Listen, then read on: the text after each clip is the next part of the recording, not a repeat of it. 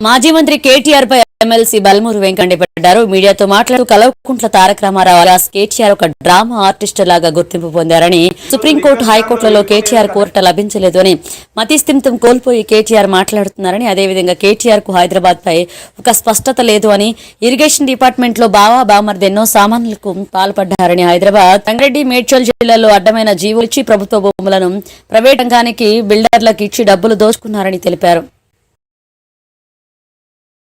Kalvakuntla Taraka Ramarao alias డ్రామారావు ఈరోజు ఒక frustration కి లోనై హైకోర్టుకి పోయిండు ఊరట లభిస్తుందని లభించలే, సుప్రీంకోర్టుకి పోయిండు అక్కడికి వెళ్ళి కూడా ఊరట లభించలే. ఆ ఫ్రస్ట్రేషన్ మరింత ఎక్కువ అయిపోయి మతిస్థిమితం కోల్పోయి ఏం మాట్లాడుతుండో అర్థం కాకుండా ఏది పడితే అది మాట్లాడుతుండో.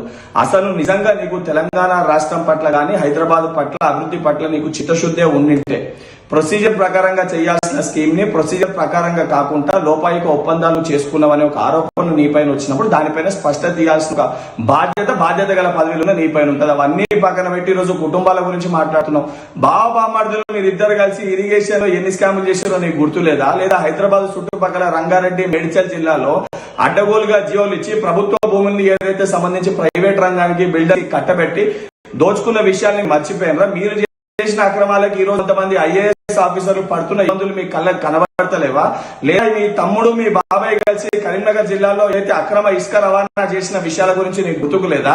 లేకపోతే మీ యొక్క చెల్లె ఈరోజు లిక్కర్ స్కామ్ లో ఇరుక్కొని ఏదో కట్టకట్టాల్లో వెళ్ళొచ్చిన విషయాలు నువ్వు మర్చిపోయినావా? లేదా మీ తండ్రి కాదు ఆలోచించి స్కీమ్ తీసుకొచ్చిన అనే విషయాలు ఈ రోజు బయటకు వస్తుంటే ఏది పడితే అది మాట్లాడుతున్నావు. ఇప్పటికైనా నీ డ్రామాలు ఆపి ఏసీబీ విచారణలో నువ్వు మొత్తం కూడా సహకరించి నిన్ను నువ్వు ప్రూవ్ చేసుకొని తర్వాత బయటకు వచ్చి మాట్లాడు తప్ప ఇటువంటి డ్రామాలు ఇటువంటి నాటకాలు ఆడితే తెలంగాణ సమాజం నిన్ను గాని నీ కుటుంబాన్ని గాని నమ్మే పరిస్థితి లేదని మరొకసారి గుర్తు చేస్తున్నా.